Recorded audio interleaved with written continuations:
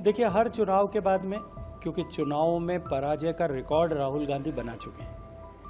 उनके नेतृत्व में जितनी पराजय हुई है उसके बाद में भी वो किस तरह से बेहयाई का लाबादा ओढ़ करके किस तरह से जो है स्टेटमेंट करते हैं। अब अपनी पराजय को छुपाने के लिए पहले वो कुछ और तरह के कमेंट करते थे, बाद में उन्होंने जो है ईवीएम पे चर्चा करना शुरू किया। कोर्ट की लताड़ लगने के बाद में उन्होंने आधारहीन आरोप लगाने की कोशिश की, उस पर सुप्रीम कोर्ट की लताड़ लगने के बाद में अब वो इस तरह की संस्थाओं, जिन संस्थाओं पर देश की जनता विश्वास करती है, उन संस्थाओं पर टिप्पणी करके उनके प्रति अविश्वास जगाने की कुचेष्टा करके अपनी राजनीतिक महत्वाकांक्षाओं की पूर्ति करना चाहते हैं। लेकिन मुझे लगता है कि अब देश की जनता उनके बौद्धिक मानसिक स्तर को पहचान चुकी है और अब न केवल देश की जनता, अभी तो उनके पार्टी में बैठे हुए उनके नेता ही अब उन्होंने उनके विषय को, उनके बैठाई गई बातों को गंभीरता से नहीं लेते। इसलिए आपने देखा होगा कांग्रेस पार्टी के किस तरह से जो टॉप 20-25 लोग थे, उन्होंने किस तरह की टिप्पणियां की थी, लिखित में स्टेटमेंट दिए थे, उनमें से कितने लोगों ने विरोध किया था, जिसकी स्वीकार्यता अपने दल में समाप्त हो गई। वो मात्र केवल और केवल नेपोटिज्म या परिवारवाद के चलते हुए आज भी प्रासंगिक बना हुआ है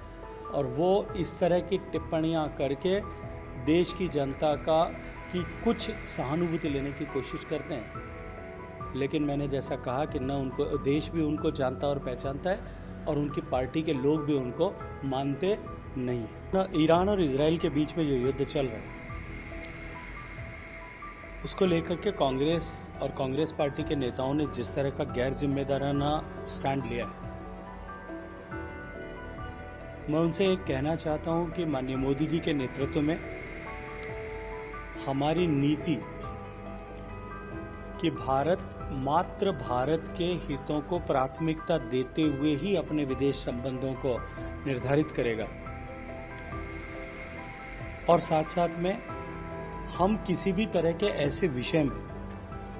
अपने आप को जो है किसी एक पक्ष के साथ में खड़ा नहीं रखेंगे।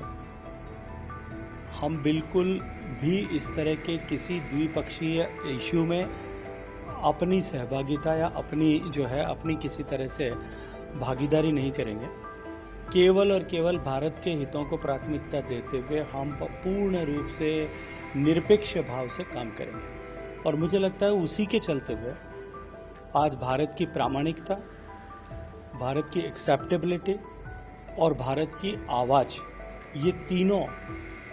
दुनिया के लगभग सब प्लेटफॉर्म्स पर बुलंद हुई है। अगर आप ये वीडियो YouTube पर देख रहे हैं तो हमारे चैनल को सब्सक्राइब करें और बेल आइकन को दबाना ना भूलें। अगर आप Facebook पर ये वीडियो देख रहे हैं तो हमारे पेज को लाइक करें।